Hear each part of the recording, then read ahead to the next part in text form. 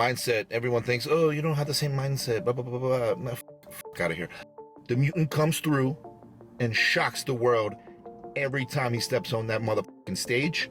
And this year won't be any different.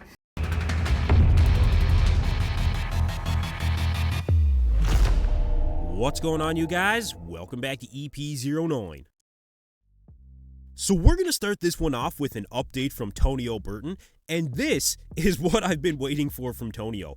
He's always impressive, but this is what we were seeing around this time period before the New York Pro. Tonio really levels up and dials in quickly the last 4 weeks of prep. And you know, in terms of bodybuilding judging criteria, we know that the judges are looking for overall muscularity, conditioning, shape, symmetry, flow, and really, Tonio is very complete in that criteria. Tonio brings a very unique shape to the men's open, and he's got the hard, grainy muscle to go along with it. The roundness of the shoulders, the fullness of the chest, the V-taper, the quad sweep. I mean, this shape combined with these proportions and density, I mean, look, let's talk about it, you guys. With the judging criteria considered here, can this physique really be considered for any less than the top 10? I mean, what is he missing? Size? Is Tonio really lacking in the size department to such a degree that the rest of the judging criteria that he really does hit is so diminished to the point where he doesn't make the top 10? And honestly, I think the answer to that question is going to depend on two things. One is how Tonio compares when he stands in a lineup to really any of the big names of the sport is what I want to see. Any of the guys that are known for their mass, you know, Nick, Samson, Hottie, Crizzo, any of those guys. That will really tell us the level of muscularity that Tonio does have and if he needs to pack on any more size. The second thing is if this look translates over to the stage, which keep in mind, Tonio is coached by Justin Jacoby, who is a coach under the Matt Jansen camp. So I'm sure that we can expect next level conditioning. But what can we really expect to see from Tonio in this lineup in terms of placings? For now, I'm going to leave this one up to you guys in the comments below, and we'll see where I place Tonio in my predictions video. Alright, so next up, we have an update at 3 weeks out from our reigning Classic Physique champion, Chris Bumstead. And we've been talking about Chris quite a bit lately, mostly surrounding potential injuries that he may have suffered. It seems to be a bit of a pattern with Chris leading up to the Olympia these last couple of years. But I mean, this, you guys, Chris is just on another level. He really is the undeniable champion. Just look at how he's dialing in here. Even in the calves, and I mean, you guys, it sounds ridiculous, but look at the shins. Even the side of his leg in the front of his calves by the shin is peeled. And this was one update where I really did see the difference in size from Chris. I think he is measurably bigger. Now, we haven't seen the legs entirely yet at this point, but from what we can see in his recent leg training video at 3 weeks out, he's still maintaining a very good strength level. I mean, a 22 plate leg press at 3 weeks out? Pretty impressive. Maybe a little reckless, but impressive nonetheless. Now, the one thing that Chris needs to keep in check more than anything is his mindset.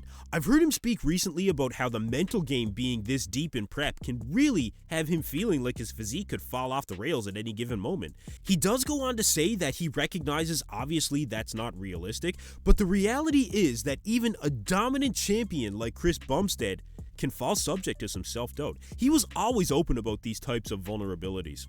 Chris is a pretty humble champion overall, but come show day, when he steps out on that stage, it seems like all of that uncertainty fades away, and he is sure to let everyone know who the champion of Classic Physique really is. And to think that he'll be improved this year?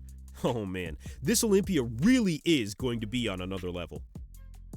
Alright, so next up, with only 3 weeks until the big show, we're starting to see another level from Brandon Curry. These updates from Brandon, honestly you guys, he looks better than I thought he would. And apparently he's 10 pounds lighter than he was this same time last year. Based on what we're seeing here, as Brandon continues to shred down, I think the proportions between the upper and lower body are really looking improved. Now that could be an illusion caused by his overall X-frame as his waist gets tighter, and I recognize that, but you can't deny these particular shots. They're very, very impressive. Even the separation in the quads, you know, it does look to be on point. From the side, the thickness is there, the hamstring drop looks pretty good. I would like to see more separation between the hams and glutes, but that could simply be a posing execution thing in these shots. But from the back, this is where Brandon could really be vulnerable. The balance from the back is where we really need to see a level of improvement from Brandon. And from the front, from a balance perspective as well. But more so, I think from the back. Now, with all of that being said, like I was saying, Brandon does look better than I thought he would, and it took getting to this level of condition for me to really see it. So this does give me more confidence that Brandon will be a very strong contender for that top 5 this year. After seeing these updates, some may place him in the conversation to place even higher than the top 5 this year. But again, my predictions, I know I keep saying it, you guys, but this show is getting harder and harder to predict. You guys let me know in the comments below if you think Brandon is being counted out, and if we should be considering him for a legitimate shot inside that top 3. Alright, so last up, we have an update here from Nick Walker, and you guys, I'm not going to pull any punches here. Nick is really fired up in this next clip I'm about to show you. He sounds actually pretty pissed off that he has so many people doubting him going into the Olympia this year. So the clip is from Nick's YouTube channel at 3.5 weeks out. I'll link the entire video in the description below for you guys. But yeah, buckle up for this one. Nick does not hold back. Check it out here. Mindset, everyone thinks, oh, you don't have the same mindset, blah, blah, blah, blah. No, out of here. My mindset is more in tune than ever before. I'm literally 268 this morning, and I'm like way more conditioned and bigger than what I was at this time out for the Olympia last year. So I don't know what the y'all are talking about, but it's cool. I'm truly, truly confident, and I don't give a I'll say it every year. I am truly confident I'm going to win the Mr. Olympia this year. I truly am. I know everyone sees Derek, Hottie, Samson. These guys look phenomenal. I'm not even going to deny it.